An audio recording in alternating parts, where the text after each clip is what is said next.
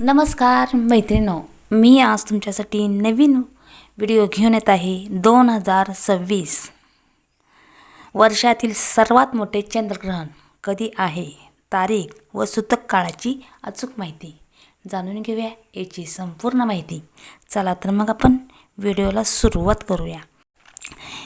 तर 2026 एकूण 4 ग्रहणे होणार आहेत. त्यामध्ये 2 सूर्यग्रहण आहेत आणि 2 चंद्रग्रहण आहे.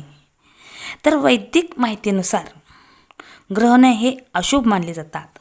तर 2026 पहिलं चंद्रग्रहण हे मार्च महिन्यात होणार आहे.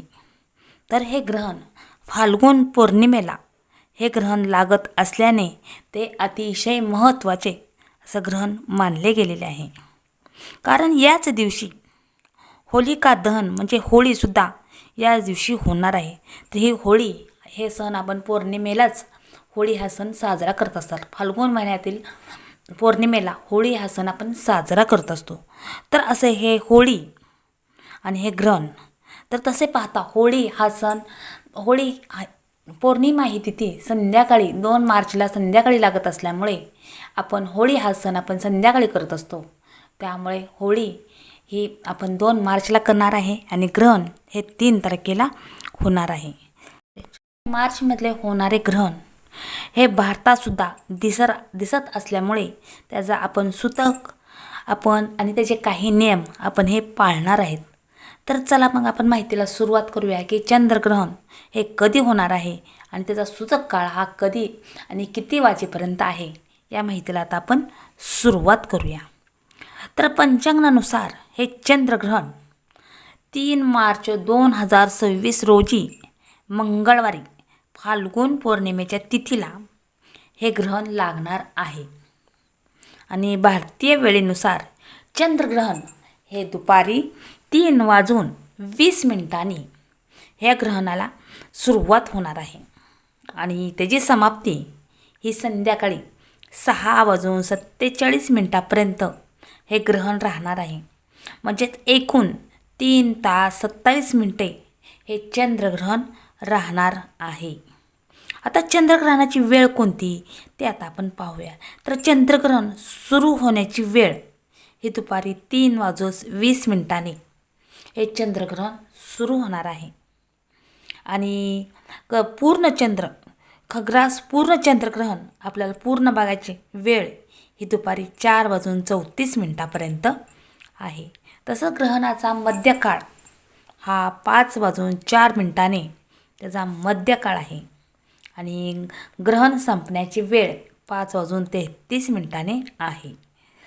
हे खग्रास संपण्याची वेळ आहे आणि चंद्रग्रहण संपण्याची वेळ ही सायंकाळी 6:47 हे आहे. तर असं हे चंद्रग्रहणाचा सूतक काळ हा खूप महत्त्वाचा असतो. तर वर्षातील हे पहिले ग्रहण 2026 हे पहिलं चंद्रग्रहण आपल्या भारतात दिसत असल्यामुळे आपण त्याचा सूतक काळ आणि त्याचे काही नियम आपण पाळणार आहोत. तर चंद्रग्रहण सुरू होण्याच्या आधी सूतक काळ हा लागत असतो. तर हा सूतक काळ 9 तास आधी लागणार आहे. त्यामुळे धार्मिक मान्यतानुसार या काळात आपण कोणतेही शुभकार्य आपण करायचं नाही. तसेच ह्या सूतक काळात आजारी व्यक्ती, गर्भवती स्त्रियांनी हा सूतक काळ पाळणे हे महत्त्वाचं आहे. तसेच आपण ह्या सूतक काळात आणि ग्रहणामध्ये आपण खाण्यापिण्यापासून ते पूजापाठ करण्यापर्यंत कोणत्याही गोष्टी आपण करायच्या नसतात. तर हे कोणतेही आपण शुभकार्यसुद्धा आपण या सूतक काळात किंवा ग्रहणामध्ये आपण करायचं नाही. तर असं हे ग्रहण 3 मार्च 2026 रोजी सूतक काळ हा 6:20 सुरू होणार आहे आणि ग्रहण हे सुटणार आहे 6:46 तर असं गर्भवती स्त्रियांनी किंवा कोण आजारी व्यक्तीने हे आपण या काळात आपण कोणतेही शुभकार्य किंवा खाणेपिणे हे आपण करायचे नाहीत. तर असं हे 3 मार्च 2026 लागणारे ग्रहण कुठे कुठे दिसणार आहे हे आता आपण पाहूया. तर हे चंद्रग्रहणाचा प्रभाव हे बंगालचा उत्तर पूर्व भाग, मिझोरम, नागालँड, मणिपूर आसाम आणि अरुणाचल प्रदेशामध्ये आणि आपल्या भारतामध्ये हे दिसणार आहे. तर असे हे ग्रहण अतिशय महत्त्वाचे असे ग्रहण आहे. तर हे ग्रहणाचे नियम आणि सूतक काळ हे सर्वांनी अवश्य पाळावा. 2026चे ग्रहण हे खग्रास स्वरूपात आपल्याला दिसणार आहे. म्हणजे चंद्र उगवेल तेव्हा तो आधीचा ग्रहणग्रस्त असेल. त्यामुळे दिल्लीसह अनेक शहरात चंद्रोदय हा सायंकाळी सुमारे 6:22 होणार आहे. त्यामुळे भारतात ग्रहणाचा केवळ शेवटचा टप्पा म्हणजे सुमारे फक्त 25 मिनिटे हे ग्रहण आपल्याला भारतात पाहायला मिळणार आहे. तसेच भारतात ग्रहणाची सुरुवात, मुख्य खग्रास आणि शेवट हा पूर्णपणे पाहता येणार नाही. कारण चंद्र उगवतानाच ग्रहण हे अंतिम टप्प्यात येत असल्यामुळे आपल्याला शेवटचं ग्रहण म्हणजे शेवटचा पूर्णपणे भाग आपल्याला पाहता येणार नाही. त्यामुळे स्थानिक चंद्रोदयाच्या वेळेनुसार ग्रहण दर्शनाचा कालावधी वेगवेगळ्या शहरात वेगवेगळा असू शकतो.